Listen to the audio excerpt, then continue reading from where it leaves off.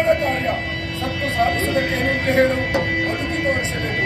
ಲೋಕಗಂಟಕನಾದಂಥ ಕ್ರೂರಾಕ್ಷದಾನವನ ಹನನ ಆಗಬೇಕು ಅಂತಾದ್ರೆ ಉತ್ತರ ದಿಕ್ಕಿನಂತ ಪ್ರಯಾಣ ಬೆಳೆಸು. ಗುಹಾಲಯವನ್ನು ಕಾಣ ಸಿಗ್ತದೆ. ಆ ಗುಹಾಲಯದಲ್ಲಿ ಜಗನ್ಮಾತೆ ಕುರಿತು ತಪವನ್ನು ಆಚರಿಸು. ಆ ದೇವಿ ಮೈದೋರ್ಲಿಕ್ಕಿದ್ದಾಳೆ. ಆ ಮಾತೆಯಿಂದ ಕ್ರೂರಾಕ್ಷದಾನವನ ಹನನ ಆಗ್ತದೆ. ಉತ್ತರ ದಿಕ್ಕಿನಂತ ಪ್ರಯಾಣ ಬೆಳೆಸು.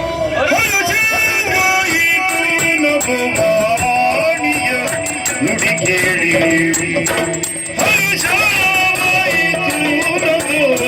ಓಣಿಯ ನುಡಿ ಕೇಳಿ ಹೊರಡುವೆ ಹೊರಡುವೆ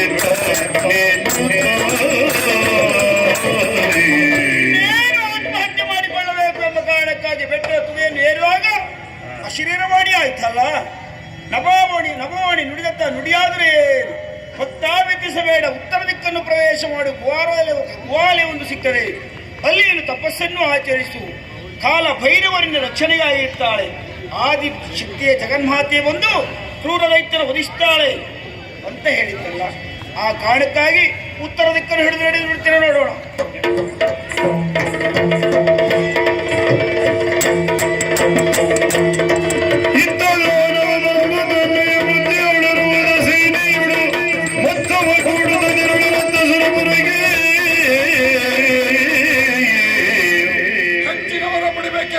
ಉದ್ದೇಶದಿಂದ ಕತ್ತಲು ತುಂಬಿರುವಂತ ಅರಣ್ಯವನ್ನ ಸೇರಿದೆ. ಆರಾಧ್ಯ ದೇವನಾದಂತ ಬ್ರಹ್ಮದೇವನ ಕುರಿತು ಘನಘೋರವಾದಂತ ತಪವನ್ನು ಆಚರಿಸಿದೆ.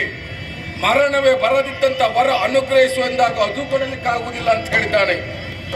ತ್ರಿಶಕ್ತಿಗಳು ಏಕಶಕ್ತಿಯಾಗಿ ನನ್ನ ಮುಂಭಾಗ ದುರಕ್ಕೆ ನಿಂತಾಗ ನನ್ನ ಪಾಲಿಗೆ ಮರಣ ಬರಲಿ ಎನ್ನುವ ಹಾಗೆ ಕೇಳಿಕೊಂಡಾಗ ತಥಾಸ್ತು ಎನ್ನುವ ಹಾಗೆ ಅನುಗ್ರಹಿಸಿದ್ದಾನೆ. ಮೂರು ಶಕ್ತಿ ಒಂದಾಗುವುದಿಲ್ಲ, ನನ್ನ ಪಾಲಿಗೆ ಮರಣವೇ ಇಲ್ಲ. ಅಧಿಕಾರವನ್ನ ಇನ್ನೂ ಹೆಚ್ಚಿಗೆ ಪಡಿಸಬೇಕು ಅಂತಾದ್ರೆ ಬಲಿಷ್ಠವಾದಂತ ಸೇನೆಯನ್ನು ಕೂಡಿಕೊಂಡು ಸ್ವರ್ಗಲೋಕದತ್ತ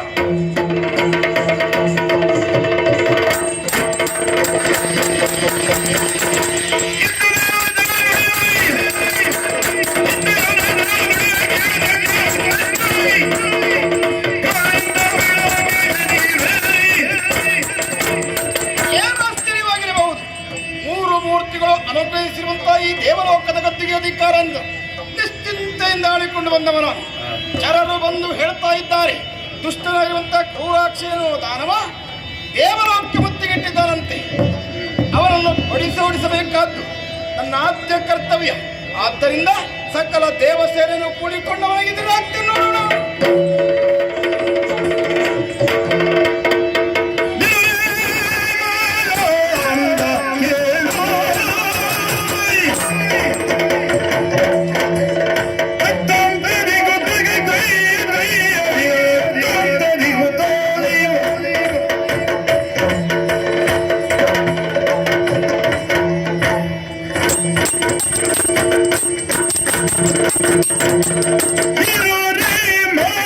Hero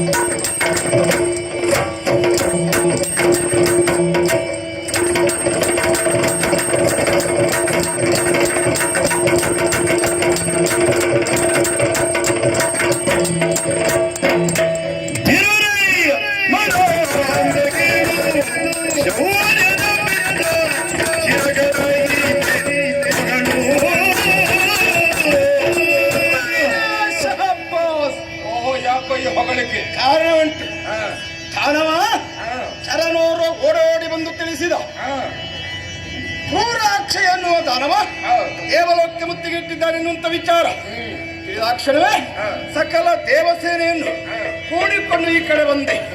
ದೇವತೆಗಳೆಲ್ಲರನ್ನು ಸವರುತ್ತಾ ಮುಂದರದ ಬರುತ್ತಿರುವಂತ ನಿನ್ನನ್ನು ಕಂಡಾಗ ಈ ದಾನವರಿಗೆಲ್ಲ ಒಡೆಯ ದೂತ ಹೇಳಿರುವಂತ ಕ್ರೂರಾಕ್ಷನು ನಾನೇ ಅನುಮಾನ ಎನ್ನುವುದನ್ನು ಅರ್ಥೈಸಿಕೊಂಡಿದ್ದೇನೆ. ಪುಟ್ಟ ಉಡುಗೆ ತೊಡುಗೆ ಇಂಥ ಗಾಂಭೀರ್ಯ ಇಂಥ ಧೈರ್ಯವನ್ನೊತ್ತು ದೇವಲೋಕಕ್ಕೆ ಬಂದಿದ್ದೀ ಅಂತಾದ್ರೆ ಯಾರು ಮೆಚ್ಚಲೇಬೇಕಾದದ್ದು ನಿನ್ನವರೆಲ್ಲ ಅಳೆಯುತ್ತಾ ಇದ್ದಾರೆ.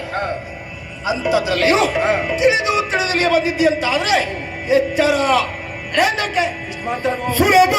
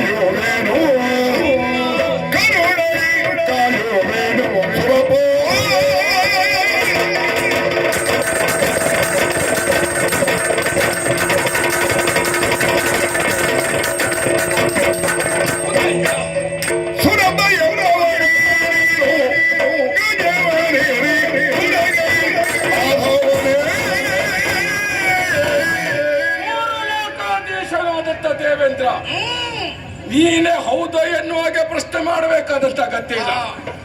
ಐರಾವತವನ್ನ ಏರಿ ಬರುವ ಯಾರು ಕೇಳಿದ್ರೆ ನೀನೇ.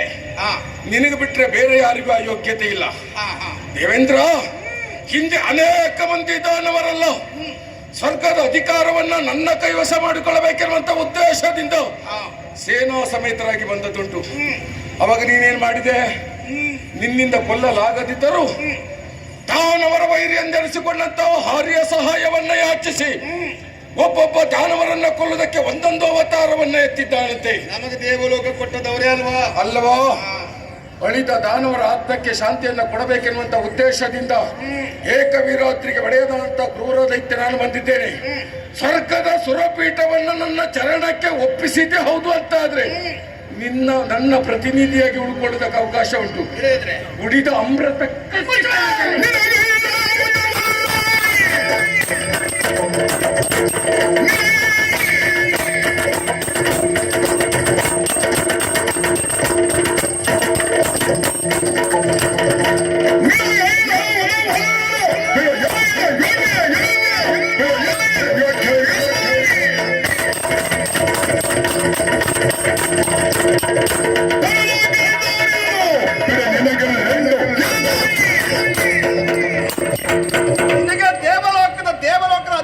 ಅಧಿಕಾರವಲ್ಲ, ಐರಾವತವೂ ಅಲ್ಲ.